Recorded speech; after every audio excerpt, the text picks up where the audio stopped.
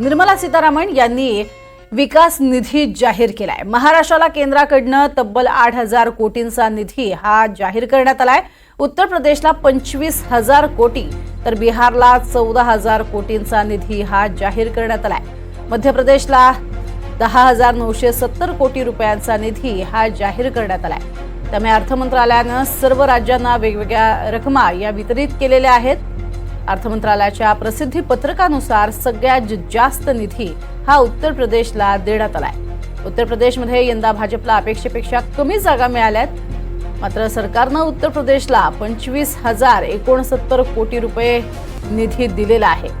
तर दुसऱ्या क्रमांकाची रक्कम ही बिहारला देण्यात आली आहे। बिहारला 14,056 कोटी रुपये देण्यात आलेले आहेत।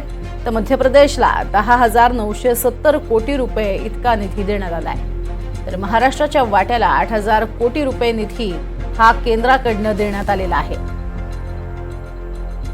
अधिक माहिती या संदर्भातली घेणार आहोत। आमचे प्रतिनिधी राहुल कुलकर्णी आपल्या सोबत आहेत। राहुल, खरं तर महाराष्ट्राच्या वाट्याला 8,000 कोटी रुपये देण्यात आलेले आहेत आणि खरं तर अपेक्षित यश न मिळूनही उत्तर प्रदेशवर मात्र मेहरबानी पाहायला मिळते। काय यामागचं नेमकं गणित असू शकतं?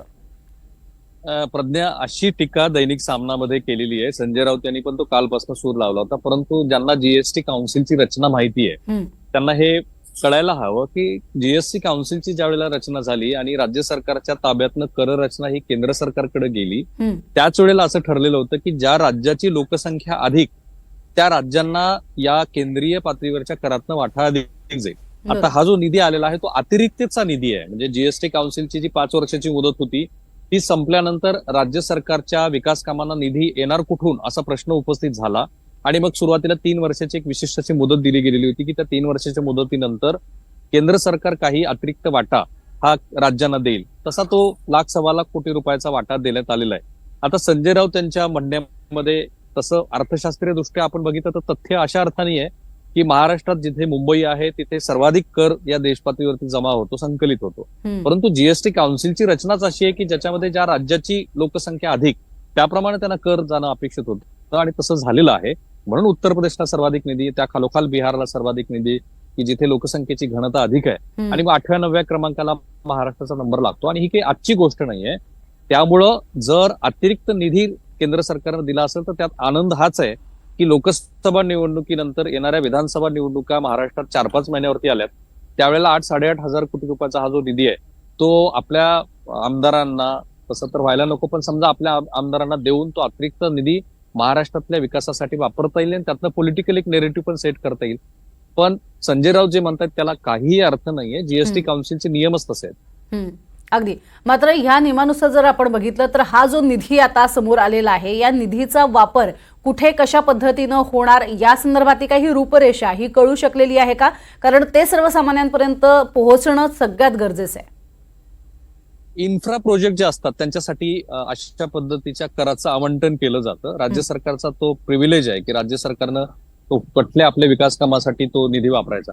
परंतु मूळ प्रश्न खरं तर प्रज्ञा खूप वेगळा आहे, तो आणखी वेगळ्या पातळीवरती चर्चेला येऊ शकतो। तो म्हणजे महाराष्ट्रासारख्या राज्यावरती अन्याय का? जीएसटी काउन्सिलची रचना होत असताना ज्या राज्यातनं सर्वाधिक निधी जातो त्या राज्याला सर्वात 8व्या-9व्या क्रमांकाचा वाटा का? आता तो निधी आल्यानंतर आपण मेट्रोसाठी वापरू, ग्रामीण भागाच्या रस्त्यांसाठी वापरू, आणखी उड्डाण पुलं आपण महाराष्ट्रामध्ये निर्माण करू, परंतु याची चर्चा कुठेतरी होलिस्टिक पातळीवरती आणि अराजकीय पातळीवरती व्हायला हवी की 8व्या-9व्या क्रमांकाचा ज्या वेळेला महाराष्ट्राला निधी मिळतो तो एक प्रकारचा अन्याय नाहीये का? आता नेहमीच हे आरोप होत आलेले आहेत की केंद्र सरकार हे राज्य सरकारावरती अन्याय करतं कारण सर्वाधिक वाटा केंद्राला मिळतो। राज्याच्या निधीतनं केंद्राचा लॉयन शेअर आपण ज्याला म्हणतो तसा तो त्यांनी घेतलेला आहे आणि मग कधी 1,00,000-1,15,00,000 कोटी रुपये रिलीज करणं वगैरे असे प्रकार घडतात।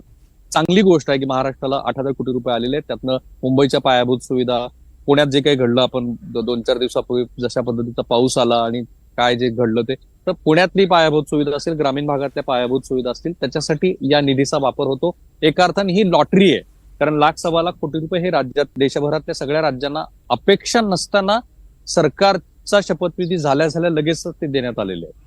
नक्कीच। आणि अर्थातच या लॉटरीचा फायदा जो आहे तो करावा आणि सर्वसामान्य नागरिकांसाठीच तो व्हावा हे सुद्धा अधोरेखित करणं तेवढंच गरजेचं आहे। तर धन्यवाद या संपूर्ण माहितीसाठी।